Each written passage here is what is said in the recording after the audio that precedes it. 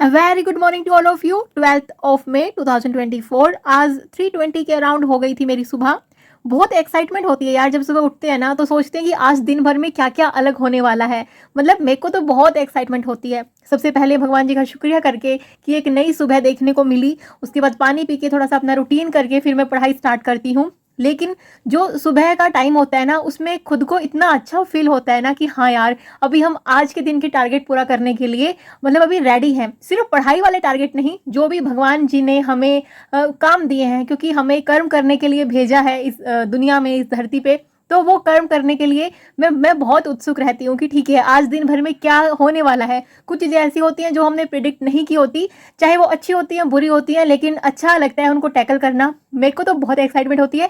आप सब बताना कमेंट सेक्शन में कि आप सबको सुबह उठते ही सबसे पहले क्या मतलब फीलिंग होती है। एनर्जेटिक फील होते हो या फिर ऐसे ही वही सुस्ती उबासी कि हाय क्यों उठना पड़ गया, क्यों उठ गए, हम सोए रहते। मुझे बताना अपनी फीलिंग्स आप। किसी ने कमेंट किया है कि दी आप कंटिन्यू सीटिंग कैसे देते हो, कैसे आप कंसिस्टेंसी मेंटेन करते हो, साथ में ये बताइएगा कि रोज एक जैसा रूटीन कैसे करते हो। मतलब सिलेक्टिव समय पर टारगेट पूरा नहीं हुआ तो फिर हमें अगले दिन करना पड़ता है और फिर नेक्स्ट डे भी पूरा नहीं हो पाता, तो प्लीज़ गाइड करें कैसे मैनेज करें और टाइम टेबल कैसे बनाएं। डियर, मेरा टाइम टेबल बिल्कुल सिंपल सा है। मैंने पहले भी अपने वीडियोज़ में शेयर किया हुआ है कि मैंने अपनी पढ़ाई को इस तरीके से डिवाइड किया हुआ है कि अर्ली मॉर्निंग मेरे को सबके उठने से पहले कम से कम 2 घंटे पढ़ाई करनी ही है।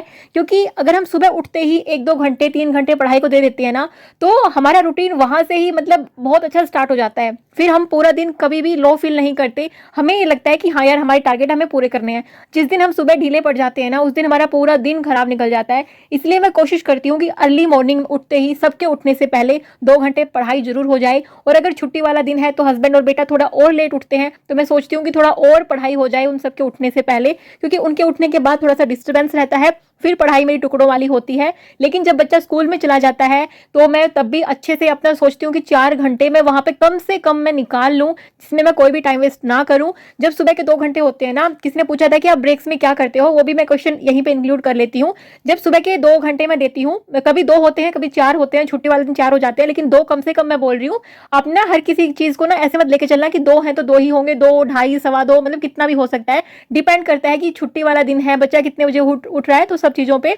तो हाउसवाइफ का रूटीन ना ज्यादा रिजिड नहीं बन सकता यार। जो बिल्कुल 24 आवर्स पढ़ाई के लिए हैं, जिनके पास कोई और रिस्पॉन्सिबिलिटी नहीं है, भले ही उनका मतलब बन जाए एक रिजिड शेड्यूल, लेकिन हाउसवाइफ का नहीं बन पाता। मेरा भी बिल्कुल भी नहीं है रिजिड, मेरा बिल्कुल फ्लेक्सिबल है। लेकिन हाँ, मैं मतलब ऐसे कोशिश करती हूँ कि ज़्यादा भी फ्लेक्सिबल ना बनाऊँ कि पढ़ाई अच्छे से हो ही ना।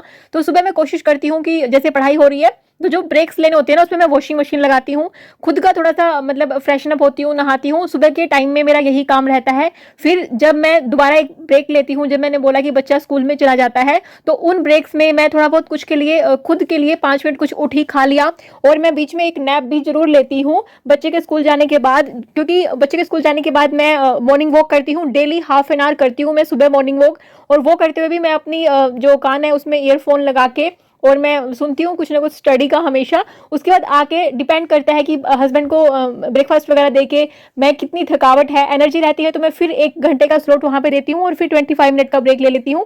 लेकिन अगर एनर्जी बहुत लो लेवल होता है या फिर थकावट होती है, लगता है कि यार माइंड अभी शायद काम नहीं करेगा, तो मैं 25 मिनट का ब्रेक हस्बैंड को ब्रेकफास्ट देते ही ले लेती हूँ। मतलब एक नैप मेरी जरूर रहती है उस मॉर्निंग वाले टाइम में जब बच्चे को मैं स्कूल भेज देती हूँ।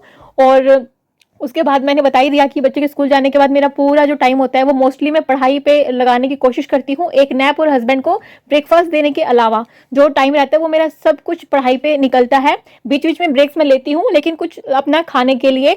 और मैं कोशिश करती हूँ कि इस टाइम के दौरान कोई भी काम अगर पड़ा है इधर उधर का तो पड़ा ही रहे, ना करूँ मैं उसको। इसका एक रीजन है, क्योंकि हम हाउस वाइफ की ना एक आदत होती है कि एक काम दिखेगा और उस काम के बाद वो काम तो निपटा लेंगे, फिर दूसरा काम फिर दिखेगा, फिर उसको निपटाने की सोचेंगे, और इस तरह करते करते बच्चे का स्कूल से आने का टाइम ही हो जाएगा। इसलिए मैं कोशिश करती हूँ कि जो काम पड़े हैं उनको पड़ा रहने दूं, उनको बच्चे के स्कूल के आने के बाद कर लूं। क्योंकि यार इस टाइम पे ना जो ये मेन पीक टाइम होता है बच्चा स्कूल जाने के बाद, पढ़ाई बहुत अच्छी होती है क्योंकि कोई डिस्टर्बेंस नहीं होता है। तो इसलिए कोशिश यही करें आप सब भी कि बच्चा स्कूल जाने से पहले काम निपटा लें या फिर उसके स्कूल के आने के बाद काम निपटाएं। और बीच वाले टाइम में जब बच्चा स्कूल जाता है मैक्सिमम आवर्स अपने स्टडी को आप दें।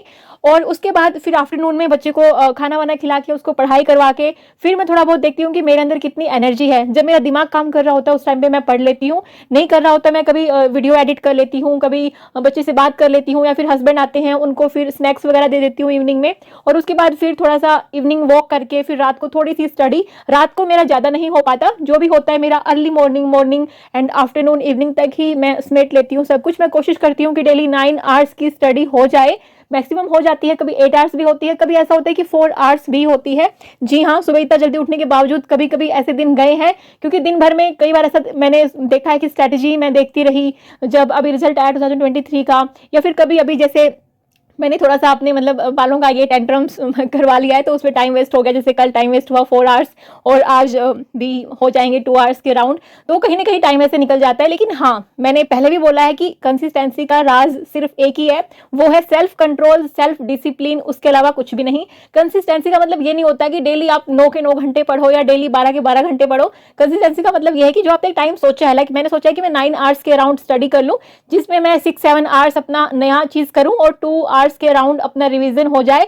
6 आवर नया, 2 आवर्स की रिवीजन, 1 आवर में करंट अफेयर, ये मैं सोच के चलती हूँ। और 6 आवर्स नए में मैं सिर्फ एक ही सब्जेक्ट लेके चलती हूँ, पॉलिटी। किसी ने पूछा था कि एक दिन भर में कितने सब्जेक्ट करें, एक सब्जेक्ट छूट जाता है दूसरा करते हैं, तो मेरी तो कोशिश यही रहती है कि मैं एक बार में एक ही सब्जेक्ट को कंप्लीट कर लूँ, क्योंकि एक सब्जेक्ट में जब हम हमारा ध्यान चला जाता है ना, फिर हम चीजें सोच पाते हैं उसमें इन्वॉल्व होके।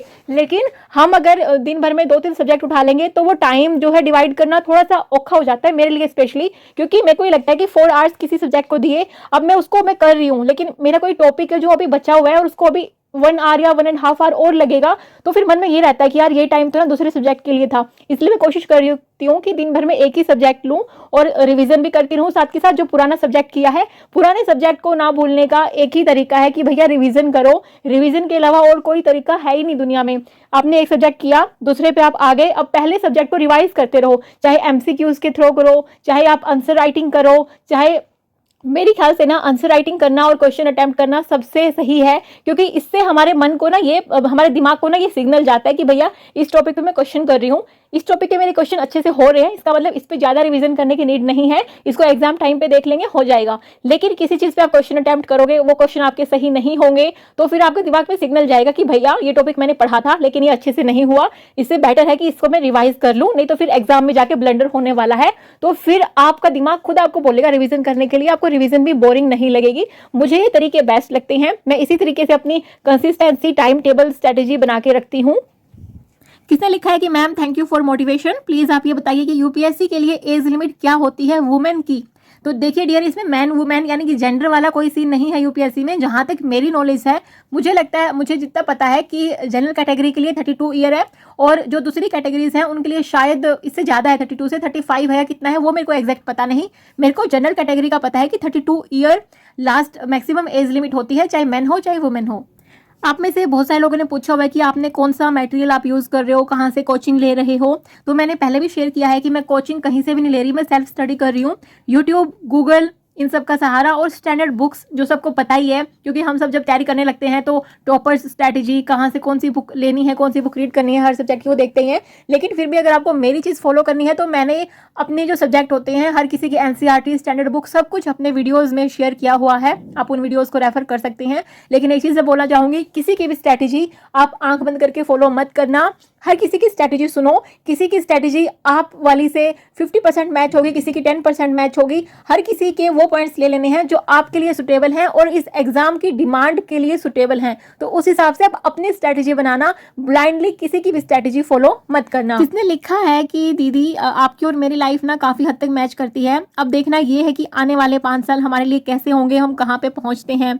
जी डियर, बिल्कुल मेहनत करेंगे तो जरूर सफल होगी, ना भी सफल हुई। देखिए, जब हम मेहनत करते हैं ना, वो असफल होकर भी सफल हो जाती है, क्योंकि इस जर्नी में हम जीना सीखते हैं और कुछ नया करते हैं। हर एक दिन उमंग लेके आता है, हर एक दिन एनर्जेटिक मुझे फील होता है। जैसे मैंने स्टार्टिंग में बताया था कि इस एग्जाम के जरिए ना मेरे को लग रहा है कि मेरे को जो डेली टारगेट्स मिले हुए हैं उनसे मतलब एक जिंदा होने की फीलिंग आती है कि हाँ यार, हम कुछ कर रहे हैं अच्छा। तो वही मेरे लिए सबसे बेस्ट है। और मुझे लगता है कि जो सफलता मिलती है वो इतनी अच्छी नहीं होती जितनी कि उस सफलता की जर्नी अच्छी होती है। तो ये जर्नी जितनी भी रहने वाली है आप सबके साथ शेयर होने वाली है। मुझे इस जर्नी में बेसिकली बहुत मज़ा आ रहा है। मुझे फ़र्क ही नहीं पड़ता कि आगे क्या होने वाला है क्या नहीं होने वाला। मुझे ये पता है कि हाँ, ये जर्नी जो मेरी अभी चल रही है ना, ये बेस्ट है, बेस्ट फेज मुझे अपनी लाइफ का ये लगता है। किसने लिखा है कि हेलो दी, आपके व्लॉग देखने की आदत सी हो गई है जैसे सीरियल के जैसे। जैसे आप लोग सीरियल का वेट करते हो अभी मेरे व्लॉग्स का वेट करते हो, थैंक यू सो मच। और किसने लिखा है कि दीदी मैं लाइफ में आपसे कभी मिल नहीं पाऊँ शायद, but I love you, I hope एक दिन आपका ड्रीम जरूर पूरा हो। Thank you so much dear. और लाइफ है, हम मिलेंगे जरूर, ये मैं आपसे वादा करती हूँ। और कोई एक और है जो मुझे मेल भी जिन्होंने किया है मिलने के लिए, डियर मेरे को थोड़ा सा टाइम दीजिएगा, अभी मैं थोड़ा सा बिजी हूँ अपने स्केड्यूल में, लेकिन एक मीटअप करेंगे और जरूर मिलेंगे। टाइम अभी मैं नहीं बता सकती, लेकिन ये जरूर बोलती हूँ कि मैं मिलूंगी जरूर।